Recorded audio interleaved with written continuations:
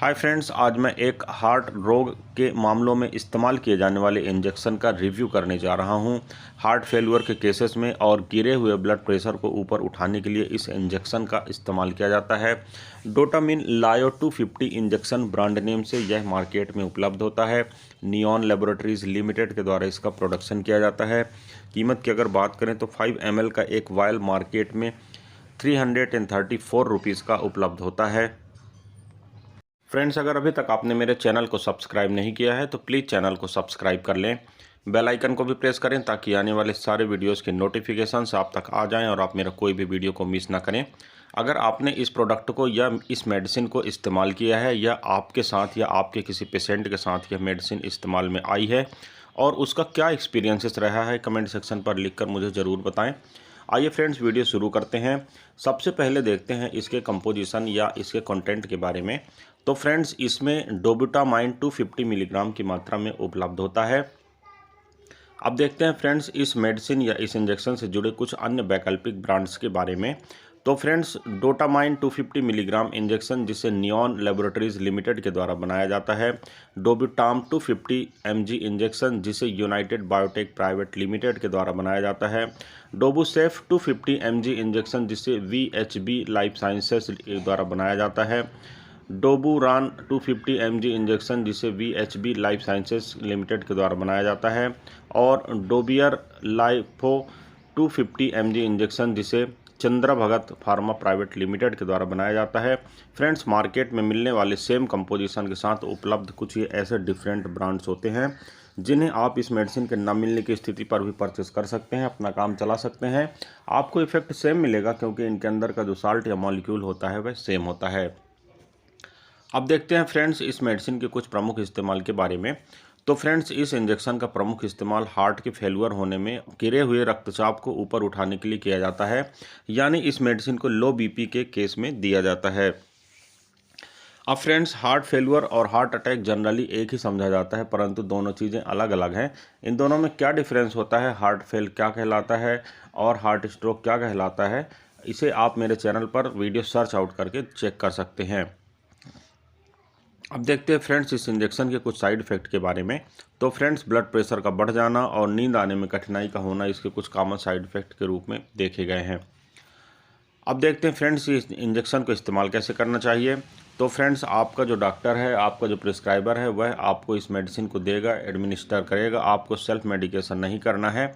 यह medicine generally ICU के अंदर इस्तेमाल होती है। बहुत ही घातक किस्म की मेडिसिन होती है और अत्यंत यूज़ में आने के बाद आपको इस्तेमाल करने की एडवाइस की जाती है।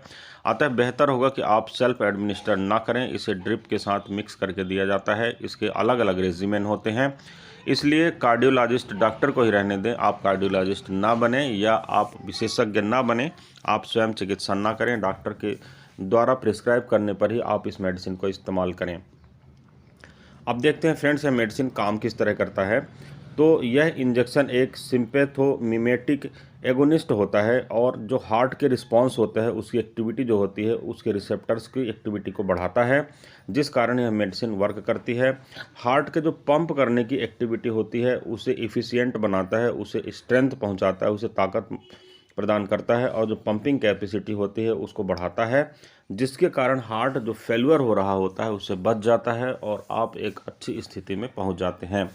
आपका ब्लड प्रेशर गिर रहा होता है चूँकि हार्ट अच्छी तरह से पंप नहीं करता है और उस कंडीशन पर यह मेडिसिन आपके गिरे हुए ब्लड प्रेशर को ऊपर उठाती है, ब्लड को अच्छी तरह से फ्लो करती है आपकी बॉडी के अंदर और आप धीरे धीरे स्वस्थ हो जाते हैं।